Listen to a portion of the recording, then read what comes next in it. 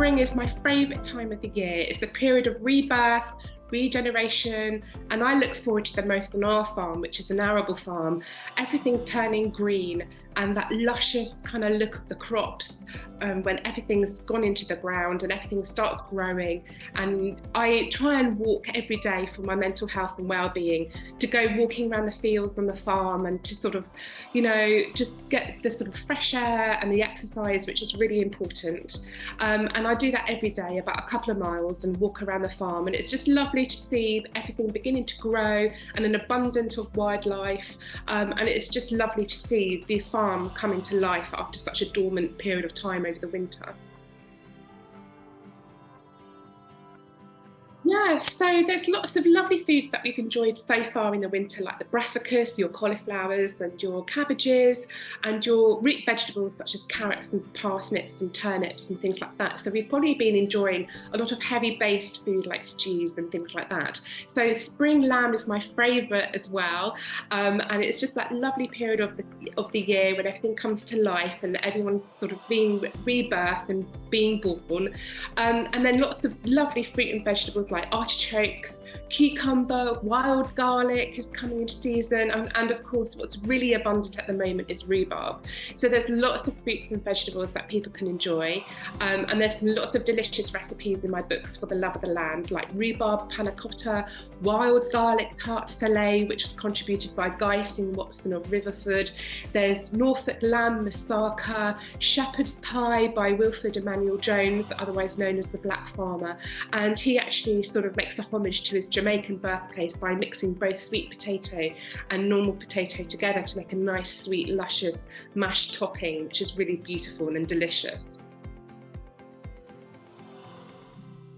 Yeah, definitely. And I think it's wonderful to be able to sort of access and consume all this wonderful produce.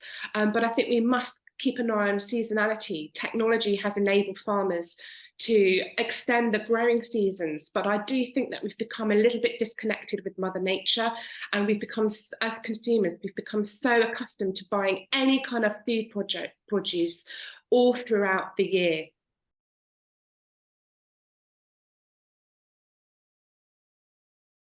So farming is all about growing, harvesting and storing food. And I think seasonality, it depends how you define that and how much you're willing to pay for it.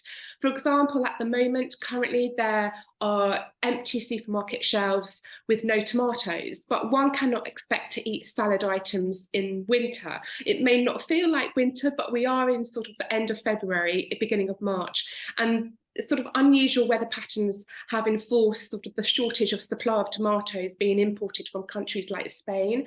And I think people are just so used to consuming food produce at any time of the year, regardless of the seasonality and the best time it's usually grown.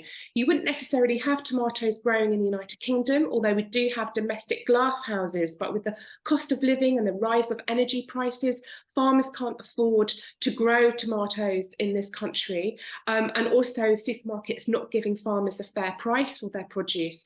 And also with Brexit, with labour shortages, there are an awful lot of challenges that farmers are facing currently. And people, I think, the general public have got so used to purchasing food throughout all time of the year, regardless of the seasons. I think it's a very dangerous, unsustainable journey that we're on at the moment, and something has got to change. I think we've got to become more connected with our food, more connected with Mother Nature, more connected with the seasons, and it's more important now than ever before to eat seasonally.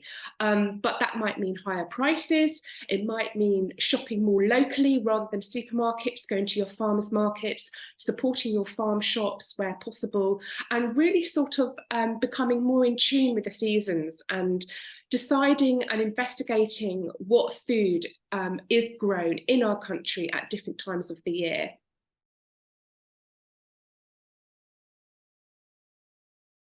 Yeah, the other advantage is also creating relationships between the producer and the consumer, getting to know your farmers and your food producers by going to the butchers, the bakers, the delicatessens, the bakeries, and forging and forming a nice, good sustainable relationship with them, and ask them questions. Where does the food come from? Is it sustainable? Is it healthy? Is it local? Is it seasonal? Is it genuinely good for the planet and good for the local economy? And also you can basically try and make a meal plan at the beginning of the week, check your cupboards to see what you've got already and work around it, and making menus for yourself. You can also become in tune with your corner shop. A lot of supermarkets do have like a discounted section where they normally discount the food on a particular day of the week. You can get in tune with that, because a lot of the time producers and supermarkets don't want to waste food. They want to clear the stock as efficiently as possible to distribute it fairly and economically, by allowing good prices to come down, to clear the shelves, to make space for new coming stock. Also, the use by dates on labels are just a guidance. They're not necessarily there to say that you must consume this product by this specific date. One would hope that common sense would necessarily prevail. And also, for example, food like such, and as an example, a roast chicken can feed a lot and can go very, very far, like a Sunday roast on a Sunday, and chicken sandwiches on a Monday. You can also boil the carcass and make into a chicken soup, which you can freeze and you can defrost at later stages. You can also make it into a chicken stock as well, which is quite a lovely way of using a particular animal produce, which will go a really long way. Some recipes you can batch cook, like lamb bolognese or beef bolognese, and then you can defrost it and stuff it into aubergines or red peppers, or make into pies and lasagnas and then freeze them for a later date. And the stress and anxiety that comes from cooking, especially when your purse strings are a little bit stretched, can be really daunting, but my advice is just to keep it simple. Cooking doesn't have to be stressful or against a specific time. Just take it generally slowly and just buy the best produce that you can afford to get, because that will definitely go a long way.